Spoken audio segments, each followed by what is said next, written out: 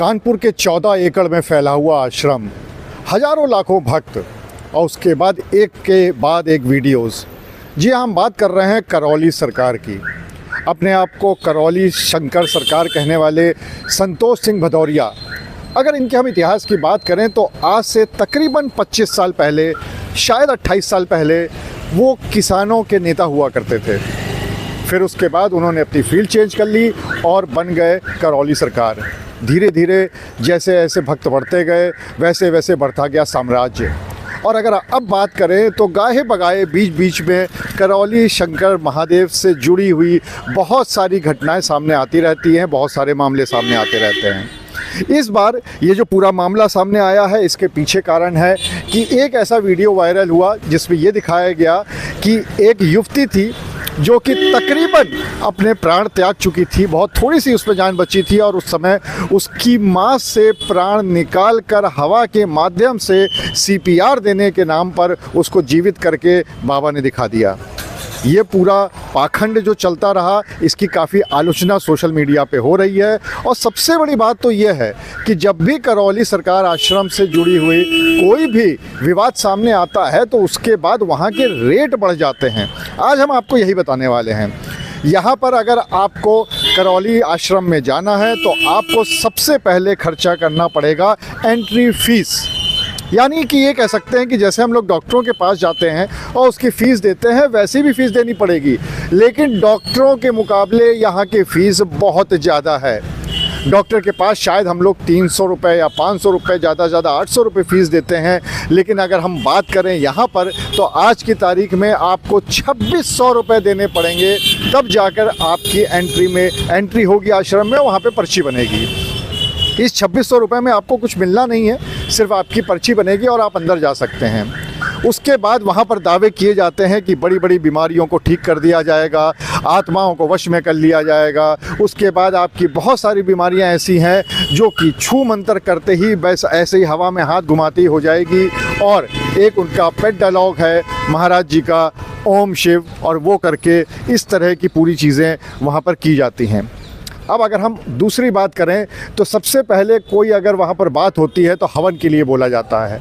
हवन के दाम भी जब पिछली बार कुछ विवाद की एक स्थिति खड़ी हुई थी तो उस समय हवन 2100 रुपये के आसपास था।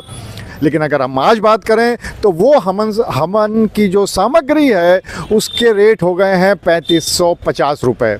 और इसमें ऐसा कहा जाता है, इनकी वेबसाइट पर भी है और ये बोला जाता है कि ये वो हवन सामग्री है जो जैसे ही अग्नि के संपर्क में आती है वैसे ही जो दैवीय शक्ति हैं आश्रम की वो अपने आप जागृत हो जाती हैं। और किसी को भी अगर वहाँ पर हवन कराने हैं तो एक नहीं कराना पड़ेगा बल्कि 9 हवन कराने पड़ेंगे। यानी उस 2600 के अलावा तकरीबन 32-33 हज़ार रुपये का और खर्चा।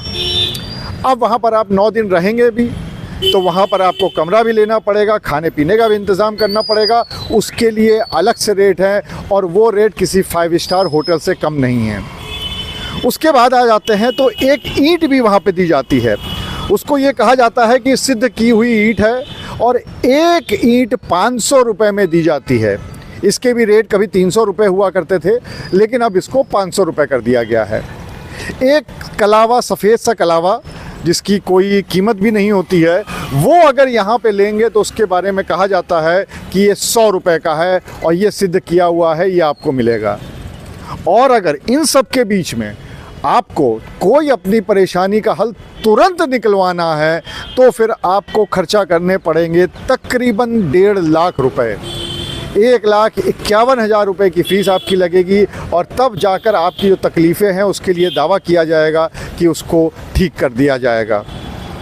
ये सारी चीज़ें करौली आश्रम सरकार में चल रही हैं। और सबसे बड़ी बात यह है कि इस सारे मुद्दों पे बात करने के लिए ऐसा नहीं है कि हमने आश्रम का पक्ष जानने की कोशिश नहीं करी, हमने उनका भी पक्ष जानने की कोशिश करी। हमने उनको फ़ोन भी मिलाया आश्रम प्रशासन को और उन्होंने कहा कि वो जो बाबा हैं करौली शंकर बाबा, उनकी तरफ से अपना जवाब देंगे, वो अपना भी आधिकारिक बयान रखेंगे, लेकिन उनका कोई भी बयान नहीं आया। उसके बाद उनसे व्हाट्सएप पर भी संपर्क करने की कोशिश की गई और उनसे कहा गया कि अगर आप अपना कुछ बयान देना चाहते हो, अपने कोई पक्ष रखना चाहते हैं तो वो बताएं, लेकिन उसके बाद भी उनकी तरफ से कोई पक्ष नहीं आया है। फिलहाल ये जो नया मामला है जिसमें कि हवा में सीपीआर दी जा रही है, माँ से थोड़े से प्राण लेकर बेटी में डाले जा रहे हैं, इस वीडियो की काफ़ी आलोचना हो रही है सोशल मीडिया पर और उसको ये बताया जा रहा है कि ये सिर्फ एक पाखंड है।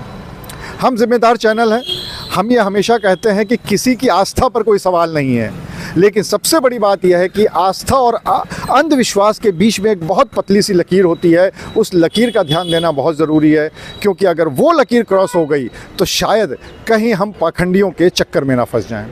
अनुराग अग्रवाल, TV9 कानपुर।